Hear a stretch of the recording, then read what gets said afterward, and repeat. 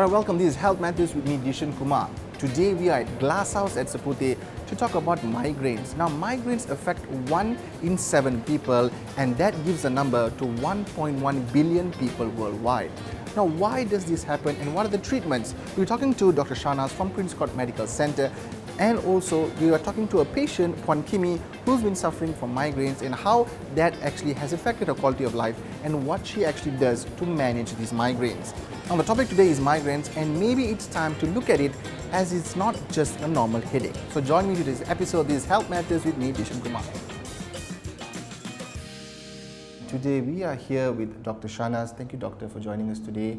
The topic today, as I was telling earlier, is migraines. So doctor, let's start off with what actually happens to a person when they have a migraine. All right, migraine is not simply just a headache. It is a cause. Migraine causes headaches and many other symptoms, and in each individual these can be different. There are definitions that we use to diagnose migraine correctly. This is not based on tests or scans.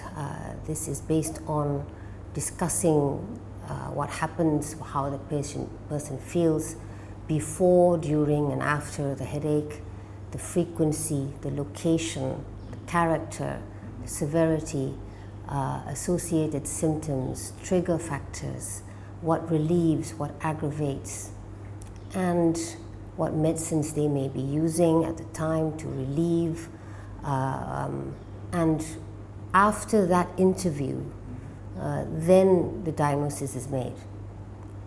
Typically, migraine headaches are throbbing in nature and can be quite disabling, where the person cannot do their normal activities. They need to be typically in a dark room, in a quiet place, and to try and sleep it off. That doesn't always work, but that's the typical story everyone has, and that is the migraine. But there are other patients who have slightly different headaches. It can be the whole head.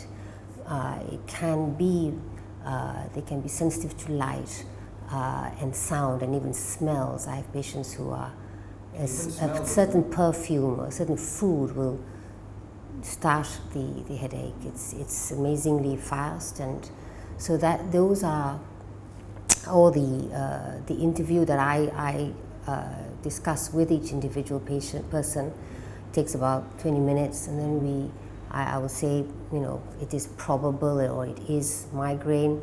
So there will be the diagnosis of migraine headache with aura, without aura. There are other types, hemiplegic migraines, basilar migraines, ophthalmoplegic migraines, which are a little different, where sometimes patients even lose consciousness, fainting. Those are basilar migraines, for example.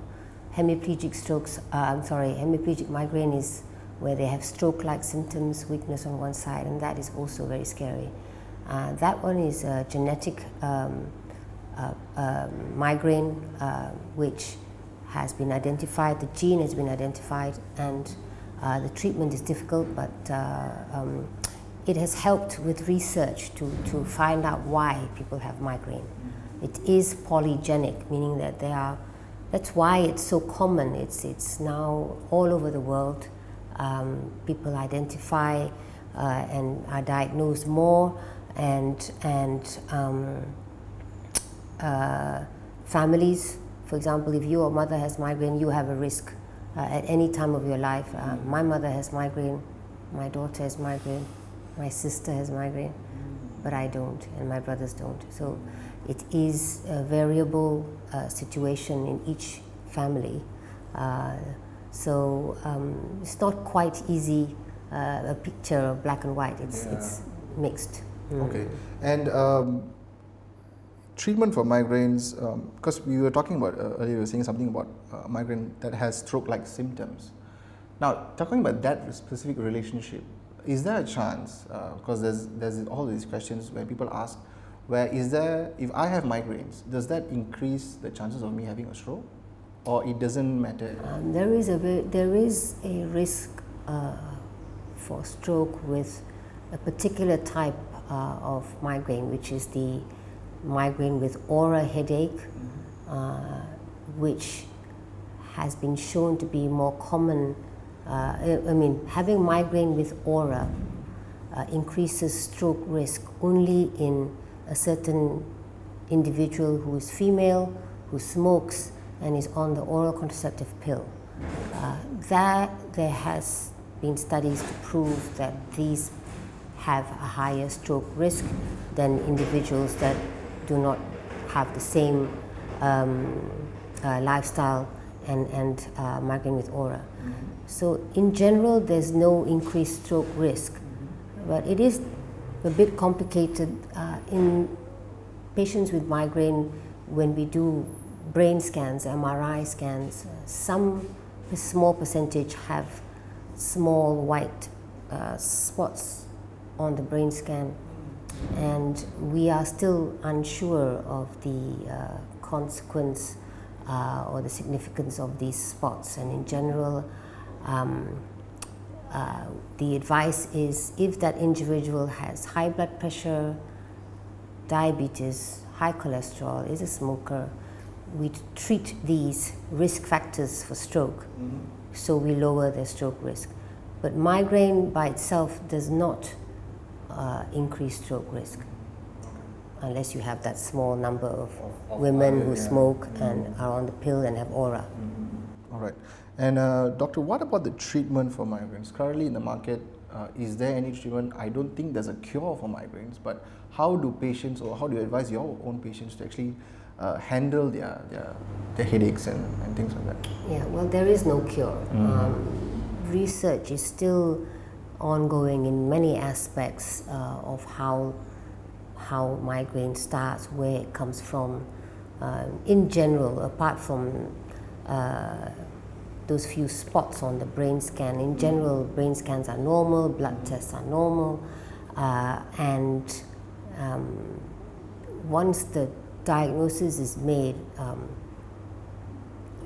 I look at three aspects. One is, of course, informing the patient that it is migraine, headaches, and they need to learn about their own body, their own migraine, because what can trigger my headache, for example, may be different from yours. So we usually, I explain a lot about how the migraine starts and what symptoms can arise, and advise them to use a diary. The diary can be an online app on the phone, or a conventional diary where everything is documented. The sleep patterns, diets, lifestyles, and how many headaches the person will have in a month. And these are counted as monthly migraine days. We use this as a guide as to how frequent and severe the migraines are. We have a categorization of episodic, which is less than 4 times a month, versus more than 15 headaches a month, migraine days a month is considered chronic migraine. And chronic migraine is, they are patients who are find it very difficult to manage their headaches. The headaches are coming very frequently. So that part, I make a decision which one of these the patient is in. If it's episodic, I say okay. Then how do you manage your headaches? There's acute relief. There are medicines that work. Paracetamol, aspirin, ibuprofen, and sumatriptan. The triptans, this is the only drug that is designed to relieve migraine. Unfortunately, sumatriptan is not easy to find over the counter, and it is expensive. but it has an 80% chance of relieving a migraine, but you need to take it as soon as the headache starts. So many patients are taking their relievers too late. We always try to tell patients to take their relieving medicines early, so there's a higher chance of getting complete relief. And they monitor how many times they're taking these medicines so that they're not taking too much of it. Generally, twice a week, pain relief is regarded as safe. But if you're taking them every day, no, that's not advisable either. So then you need a different form of treatment, which is preventive or prophylactic. That requires medications or other methods that are not medicinal, which can be a variety of things, from yoga, meditation, exercise, to acupuncture, reflexology, massage, essential oils, all of the above, whatever works for you. And of course, relieving stress, I mean, those methods do relieve stress too. We all have stress, so that part is sort of in the picture in most patients. All right, doctor, thank you so much for your time. I appreciate it. And thank you for watching. We'll be right back. This is Health Matters with me, Dishen Kumar.